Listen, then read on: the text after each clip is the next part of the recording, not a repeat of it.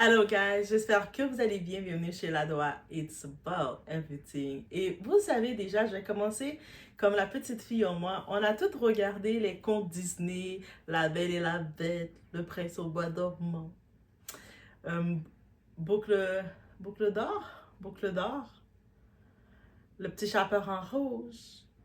Et j'en passe, et j'en passe. Où est-ce qu'on voyait la jeune fille qui vivait une catastrophe, Cendrillon aussi, bref. Et il y avait le prince charmant qui venait la sauver et éblouir sa vie. Le prince charmant qui arrivait avec son... qui brillait. Bref, on a tout vu. À part Shrek. Mais Shrek, c'est pas Disney déjà, ok? Mais l'histoire de Shrek nous a toutes changé ça. Ils sont venus avec un autre code. Merci, Shrek d'avoir amené un autre code, ok? C'est pas rien les contes. Mais là maintenant, pourquoi je parle des contes de filles? Vous allez dire Dora. Parce qu'on nous a trop vendu l'image des princes charmants. Qui nous, comme petite fille, la petite fille qu'on est, on devient des femmes. On a cette image, cette attente des princes charmants et on se fait avoir parce qu'on se dit, l'histoire des princes charmants, c'était que fabulation. Que ce soit l'histoire des palais, les galas, les uniformes impeccables. Mais les contes de fées, ça, c'est Disney qui nous a fait ça. La réalité, elle est parfois beaucoup plus sombre, beaucoup plus sombre. Aujourd'hui, un nom secoue la Norvège, et oui, direction de la Norvège, Marius Borg Olby. Doa, c'est qui lui? On est en Norvège, guys. C'est le fils de Mette et Marit. Il est élevé au cœur de la royauté norvégienne. Donc, c'est les enfants des petits princes, tout ça, qui sont élevés. On dit avec cuillère d'argent dans la bouche, mais c'est exactement son cas. Et actuellement, il est au centre d'un procès pénal majeur. Et oui, et on va regarder le tout, parce que c'est intéressant. Si on va regarder le tout, on est chez la Doua, on est en train de regarder un peu la royauté. Qu'est-ce qui se passe dans l'élite, la grande élite qu'on se dit, qui fait rêver. Est-ce que ça fait réellement rêver finalement? It's about everything. 2026, on va vous choquer.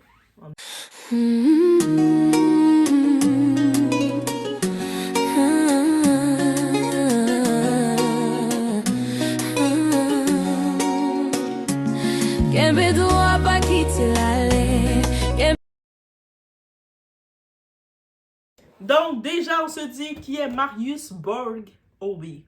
Il est né en 97, fils de Mette Marit avec son mariage avec le prince héritier Hakon. Il n'a pas de titre royal officiel. Donc lui est le fils d'une princesse et d'un prince, mais lui on n'a pas donné de titre, ok.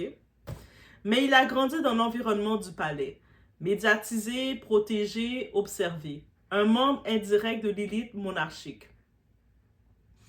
Le lien avec Epstein. Oui, il y a un lien avec Epstein. Plusieurs médias internationaux ont évoqué des contacts passés entre la princesse héritière et Jeffrey Epstein. Elle a publiquement présenté des excuses pour ces interactions. Donc, quand on a fini de l'exposer, elle a fait « Je suis vraiment désolée. Je suis désolée d'avoir eu des interactions avec lui, ok? » Est-ce que ça vous rappelle une répétition? On a beaucoup d'autres qui ont fait cette répétition-là, mais elle aussi. Concernant Marius lui-même, il n'existe aucune condamnation liée à l'île d'Epstein. Attention, par contre, il faut se mettre en tête que fréquenter des cercles mondains ou voyager dans certains milieux ne constitue pas une preuve criminelle. Ok? Il est dans son milieu, il a fait ce que quelqu'un de son milieu fait. Mais cela rappelle une chose, l'île d'Epstein était fréquentée par des membres de l'élite internationale. Et aujourd'hui, beaucoup affirment ne rien savoir. La plupart disent, oui, je l'ai vu qu'il était condamné, mais je ne savais pas trop pourquoi. Donc, ça ne vous dérangeait pas d'être avec quelqu'un qui est condamné de choses graves? Ça ne vous a pas dit, laisse-moi faire attention à mon image? De quoi est accusé Marius Borg, le petit, qui n'a pas de titre royal, mais qui a des parents qui ont des titres? Selon les médias comme BBC, CBS et Associated Press, il fait face à plusieurs accusations graves, dont agression, infraction liée à des stupéfiants. Il nie les accusations les plus graves, le procès est en cours. Tant qu'un verdict n'est pas rendu, la présomption d'innocence s'applique, bien entendu. Donc, c'est en cours. Ce qui rend cette affaire explosive, ce n'est pas seulement un procès, c'est le fils d'une princesse héritière. Donc, on ne va pas dire qu'il a fait ça pour chercher de l'argent ou quoi que ce soit. Donc, il était déjà dans l'abondance de l'argent.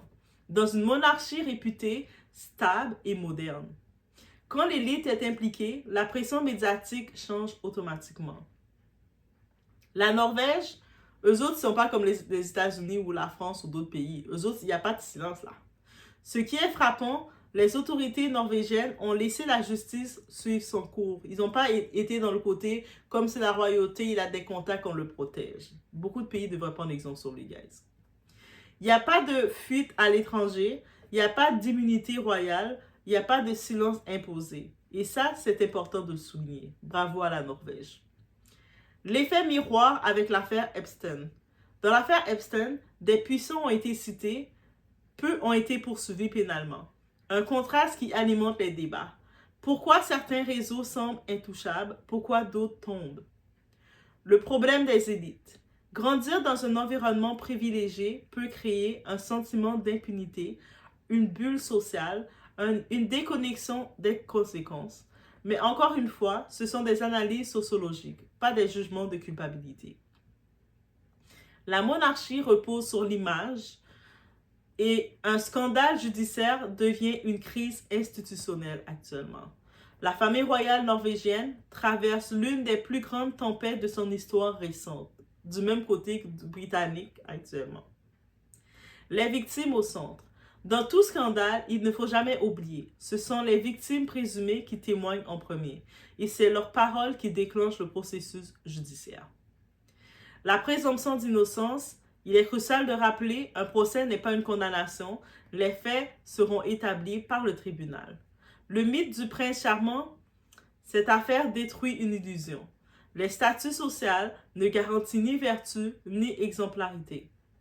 Le vrai sujet, au-delà d'un nom, c'est la question de l'égalité devant la loi. Un citoyen ordinaire aurait-il été traité différemment? C'est là que le débat commence. Les contes de fées rassurent, n'est-ce pas? On a grandi dans les contes de fées et ça nous a même des fois fait croire à une certaine image, une certaine attente, mais finalement on se rend compte, dans le monde réel, Disney a voulu nous endormir un peu trop. La justice, elle dérange. Que l'on parle de Jeffrey Epstein ou de figures proches de monarchie européenne, une chose reste claire.